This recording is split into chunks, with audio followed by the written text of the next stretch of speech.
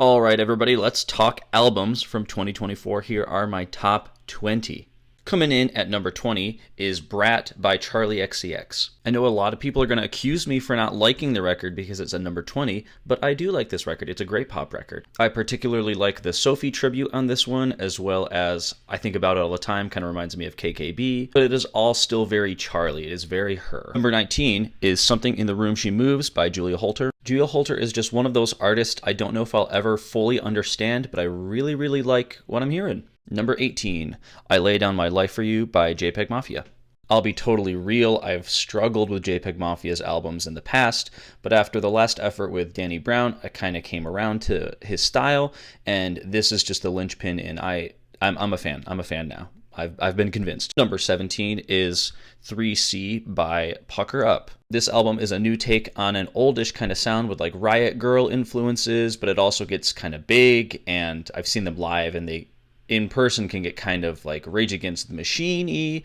Just really interesting stuff from a newer band. Number 16 is Wild God by Nick Cave and the Bad Seeds. I've already sung the praises of one of the songs off this record, but the whole project is pretty solid. It feels the most like Nick Cave's previous discography compared to some of his last stuff, and that's refreshing to come back to. Coming in at number 15 is GNX by Kendrick Lamar. I love when Kendrick tackles big topics, but this doesn't feel like that, and that's kind of refreshing. Obviously, T-Pab is one of the best records I've ever heard. I was a fan of Mr. Morale as a whole, even though it got kind of like meta and hard to think about sometimes. He's just laying down bangers on this one, and that's great. Number 14 is Songs of a Lost World by The Cure. A lot of this record just feels like a ripoff of Disintegration by The Cure, but if they're ripping themselves off and it's just good music that they're ripping off, then I'm okay with that. They can just keep being good. They have my permission. Number 13 is Rat Taxi by Louis Zong.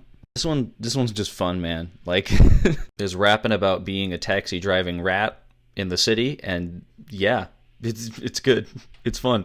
Drastically changing pace from Rat Taxi, we've got the new Knocked Loose record, You Won't Go Before You're Supposed to. This one is blistering. There's a lot of resent and anger being let loose on this record, and they're just wailing. But it's also really well paced. You're not steamrolled the whole time, but it's good.